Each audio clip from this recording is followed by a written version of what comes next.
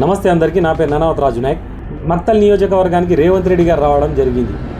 అదే స్థానిక నాయకులు వాకిటి శ్రీహరి గారు మనం మాట్లాడుతూ 1000 కోట్ల రూపాయలతో అభివృద్ధి పనులకు శంకుస్థాపన చేసిన మన యొక్క రేవంత్ రెడ్డి గారికి నియోజకవర్గ ప్రజలు పెద్ద మొత్తంలో స్వాగతం పలకకపోవడం నిజంగా బాధాకరమని చెప్తా ఉన్నారు. వాకిటి శ్రీహరి గారు, మీరంటే నాకు అభిమానం.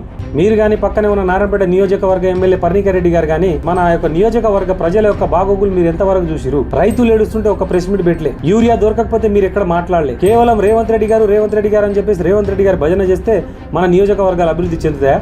మీరే కదా 6 గ్యారెంటీల పేపర్లు పట్టుకొని, పర్ణికారెడ్డి గారు అయితే ఏంది, మీరైతే ఏంది, 6 గ్యారెంటీల పేపర్లు పట్టుకొని ప్రతి ఊరు గ్రామ వాడ తిరిగారు కదా మీరు. మరి 6 గ్యారెంటీలో ఉన్న ఎన్ని గ్యారెంటీలు మీరు అమలు చేశారు? ఏ గ్యారెంటీ గురించి మీరు రేవంత్ రెడ్డి గారి దగ్గర డిస్కస్ చేశారు? ఏ గ్యారెంటీలు ఇచ్చారో ఒకసారి రండి, నారాయణపేట నియోజకవర్గంలో కూర్చుందాం. 6 గ్యారెంటీల పేపర్ తీసుకొని రండి. ఇది నారాయణపేట లిఫ్ట్ ఇరిగేషన్ ప్రాజెక్టులో నారాయణపేటకు జరుగుతున్న లాభం ఏందో మీరు వివరించండి, చూద్దాం. డిపిఆర్ తీసుకోరండి, డీటెయిల్ ప్రాజెక్ట్ రిపోర్ట్ ఎక్కడుంది? నారాయణపేట నియోజకవర్గానికి, మక్తల్ నియోజకవర్గానికి ఈ యొక్క నారాయణపేట లిఫ్ట్ ఇరిగేషన్ ప్రాజెక్ట్ వల్ల రైతులకు ఎంతవరకు లాభం ఉంది, తాగునీరు ఎంత, సాగునీరు ఎంత, ఇవన్నీ మనం మాట్లాడదాం. ఒకసారి రండి, నేను డిబేట్కి రెడీ. వాకిటి శ్రీహరి గారు, అభివృద్ధి పనులు చేయలేదు కాబట్టే ప్రజలు తిరస్కరిస్తూ ఉన్నారు.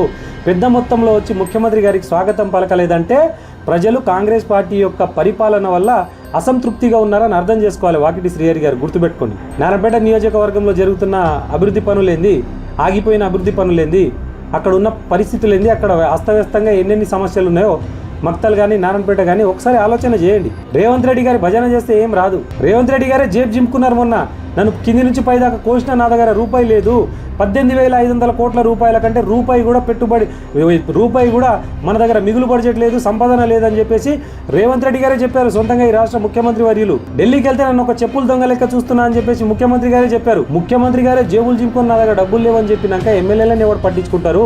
మీ ఎమ్మెల్యేలను ఎవరు పట్టించుకుంటారు? మీ యొక్క సర్పంచ్లను ఎవరు పట్టించుకుంటారు? సర్పంచ్లు గ్రామాభివృద్ధి ఏ విధంగా చేస్తారు? మీరు సమాధానం చెప్పండి వాకిటి శ్రీహరి గారు.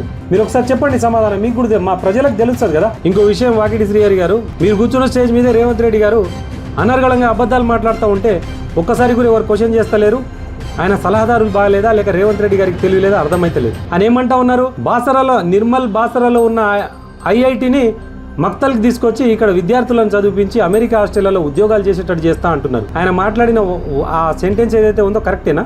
నిర్మల్ బాసరాలో ఉన్నది IIIT, రేవంత్ రెడ్డి గారు చెప్పేది ఐఐటి అంటే ఏంది? అది కేంద్ర ప్రభుత్వం ఆధీనంలో పనిచేస్తుంది, ఇండియన్ ఇన్స్టిట్యూట్ ఆఫ్ టెక్నాలజీ. బాసరాలో ఉన్న IIIT ఏంది? Indian institute of information technology. తేడా లేదా? వాళ్ళు అబద్ధాలు ఎందుకు మాట్లాడుతూ ఉన్నారు? విద్యార్థులకు చదివించడము, ఉద్యోగాలు చేయించడం, తర్వాత విద్యార్థులకు అన్నం పెట్టలేని పరిస్థితిలో ఉంది కాంగ్రెస్ ప్రభుత్వము. గురుకుల పాఠశాలల్లో, గిరిజన హాస్టళ్లలో విద్యార్థులు పురుగుల అన్నం తిని ఇప్పటిదాకా 90 మందికి పైగా విద్యార్థులు చనిపోయారు. తల్లిదండ్రుల కడుపు కోత మిగిలింది. విద్యాశాఖ మంత్రిగా ఉండి రేవంత్ రెడ్డి గారు అట్టర్ ఫ్లాప్ అయిపోయారు. ఇవన్నీ మాట్లాడాలి కదా, మళ్ళీ మాట్లాడతాం కదా. అబద్ధాలు మాట్లాడుతూ ఉంటారు, నోటికి వచ్చినట్టు అబద్ధాలు మాట్లాడితే తెలంగాణ ప్రజలు నమ్మడానికి పిచ్చోళ్ళు లేకున్నారా? అందుకే జనాలు రాలేదు. వాకిటి శ్రీహరి గారు, మీరు ఇబ్బంది పడకండి. జనాలు రాలేదంటే కాంగ్రెస్ ప్రభుత్వానికి, రేవంత్ రెడ్డి గారికి తిరస్కరిస్తూ ఉన్నారు, మీ మీద అసంతృప్తితో ఉన్నారని అర్థం చేసుకోండి. వాకిటి శ్రీహరి గారు, థ్యాంక్ యూ.